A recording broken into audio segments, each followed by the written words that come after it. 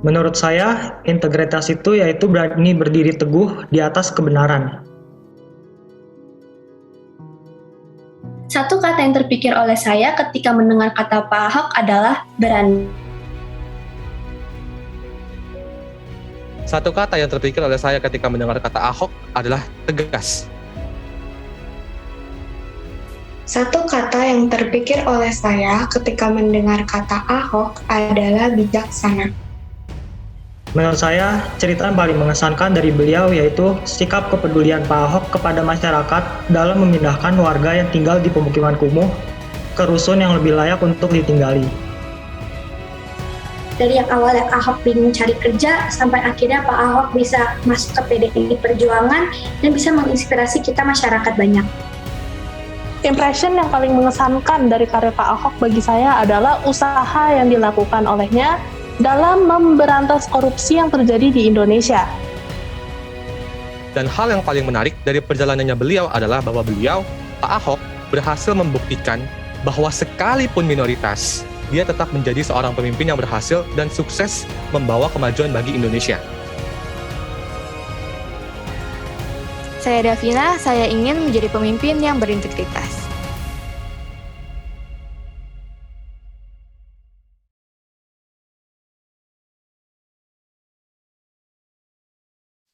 Oke, ya gimana Pak Ahok?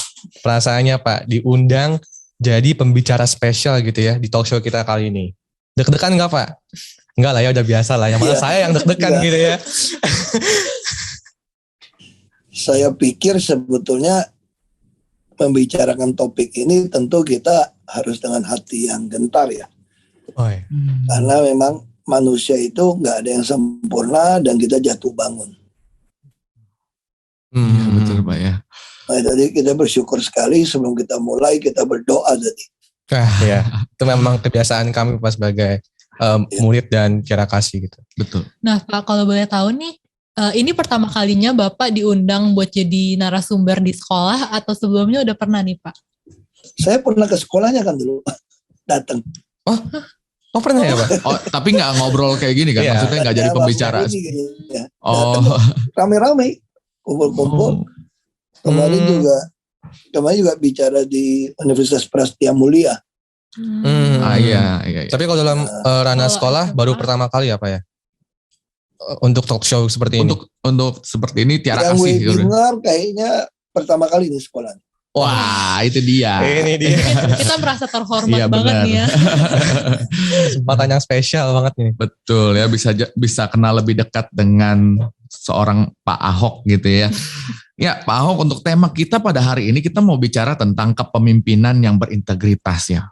Nah menurut Pak Ahok sendiri sebenarnya kepemimpinan yang berintegritas itu seperti apa sih Pak? Ini pendapat saya ya. Iya pendapat. Iya, nggak apa-apa. Kita justru mau dengar Kita pendapat sekalian sharing pengetahuan gitu. Ya, apa yang ada di pikiran, di hati dan mulut itu harus sama. Saya kira itu prinsip. Nah, kalau kita bicara kebenaran, ini jadi lebar. Kalau kita bicara kebenaran, mesti ada standar. Kalau kita bicara kalau penggaris, ya kita ada standar nih. Panjang tinggi berapa ya, ada sentimeternya kira-kira gitu kan. Iya. Nah, kalau kita bicara standar, kalau buat saya, ya mesti balik ke kebenaran.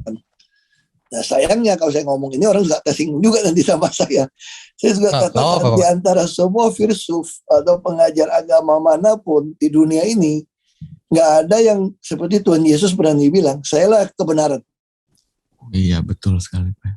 Kalau jalan banyak yang ngaku punya jalan untuk kembali kemana gitu ya. Ya itu bisa mengklaim lah, ikut saya gitu ya.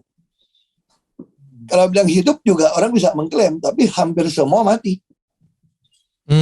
Gak balik lagi gitu loh. Nah, dan sejarahnya mencatat satu orang yang berani bilang saya jalan kebenaran dan hidup. Dan betul-betul dia hidup, baik saksinya, bisa orang bertahan. Makanya saya bilang begitu kita bicara integritas, harus mulut, pikiran dan hati sama. Nah, hati pikiran siapa yang mau kita pakai standar? Bagi saya pengajaran Tuhan Yesus. Pertanyaan yang lain lagi, apakah kita bisa ikutin Tuhan Yesus secara utuh? Enggak. Tapi disitulah kita naik turun. Jadi yang dimaksud berintegritas itu ketika Tuhan mengatakan untuk kebenaran, itu dibenarkan oleh Tuhan. Jadi kita boleh naik turun, positif, negatif, tapi trennya ke atas. Jadi semakin kita menempel ke situ, bagi saya itulah integritas. Bukan berarti kamu tidak pernah salah, kamu tidak pernah jatuh, tapi bagaimana dari segalanya itu Anda mulai naik ke atas. Ada perkembangan ya maksudnya Pak ya? Iya, trennya harus naik. Itu namanya berintegritas. Anda mulai ngerti, oh ini saya salah. Anda perbaiki. Tapi yang dari awal mesti adalah transparansi. Antara yang kita sampaikan, di hati pikiran ya sama. Itu berintegritas. Hati, pikiran, dan tindakan. Itu harus sesuai. Dan mulut sama. Betul. Gitu. Yang diucapkan sama hati, pikirannya sama. Ya, memang sih standar, kalau bicara standar, orang-orang mungkin punya standar beda-beda ya Pak dalam hal ini ya. Iya.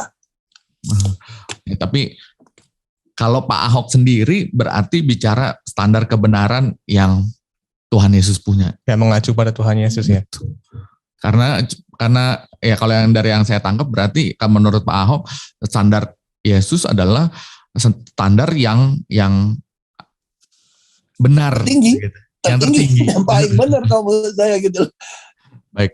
Karena nggak ada orang yang ngajarinnya seperti dia. Orang kalau tampar pipi kiri kamu kasih pipi kanan. Iya, bener ya. Baju kamu unik gak bisa kita kayak gitu. Iya. Jalan 1 mil kamu jalan 2 mil. Terus musuh kamu mesti kamu kasihi. Iya. Benar. Itu kan berlawanan teorinya dengan konsep secara kedagingan manusia kita. Betul Pak. Musuh masih dikasihi musuh. Iya. Nah Pak, kalau misal ngomongin tentang integritas, berarti tadi itu kita harus taruh standar kita yang ke tujuan yang baik, kayak naik turun itu wajar. Nah kalau misal ngomongin tentang kepemimpinan, aku mau nanya nih Pak, Bapak udah punya cita-cita jadi pemimpin itu dari sejak SMA atau sejak kapan nih Pak? Begitu lahir udah jadi pemimpin, karena saya anak paling gede. Anak sulung ya, benar. Benar juga. Itu ya, saya pikir ya ini juga berdebat ya secara akademisi atau kita pakai teori, pemimpin itu dilahirkan atau diciptakan sih sebetulnya. Menarik. Bisa berdebat juga gitu ya. Benar juga itu Pak ya. Ya, kalau saya bilang dibentuk ya dari keluarga, dari keyakinan kita. Kita nggak pernah keluar langsung bisa jadi pemimpin, nggak bisa dong. Kita mau ngaku-ngaku pemimpin, orang nggak mau ikut gimana? Nggak bisa. Kan mesti dipilih kan, kalau kita jadi bupati kan dipilih gitu kan. Jadi gubernur juga dipilih gitu kan. Tidak terpilih juga ada yang milih juga. Nah kalau saya berpikir, itu ya dari soal keyakinan, dari didikan orang tua. Misalnya contoh gini ya, bapak saya selalu ajarkan begini dari kecil. Kok kamu mesti tahu ya, yang paling mulia itu tingkat 1 itu bukan pedagang ya, bukan pengusaha ya. Ini ajaran Tiongkok nih. Ya, pepatah ya. Yang paling top itu pejabat, dia bilang. Wah, kok bisa? Pedagang nomor 6 dia bilang. Guru semua nomor 2, nomor 3 berapa? Kenapa pejabat? Karena menentukan nasib orang banyak. Dia bilang. Jadi itu dia bilang. Lu nentuin nasib orang banyak. Makanya dia bilang kamu harus jadi pejabat. Jadi kita pikir jadi pejabat gimana sih ceritanya? Jadi pejabat gitu kan. Iya, jadi sejak kecil gitu ya Pak ya. Dia ngomongin kan. Ya dia tanamin lah. Kalau jadi pedagang, kamu coba bantu sedikit. Tuh kalau jadi pejabat bisa bantu orang banyak. Lalu, tapi saya belajar dari mana tentang konsep pemimpin yang betul? Ya dari Alkitab. Siapa yang mau paling besar, dia harus paling melayani. Pemimpin itu datang bukan untuk dilayani, tapi melayani. Iya. Baru Anda otomatis akan dianggap orang mimpin, kira-kira gitu kan. Kalau kamu mau dilayani, ya kamu nggak mimpin, kamu dituntun dong. Benar. Saya Davina, saya ingin menjadi pemimpin yang berintegritas.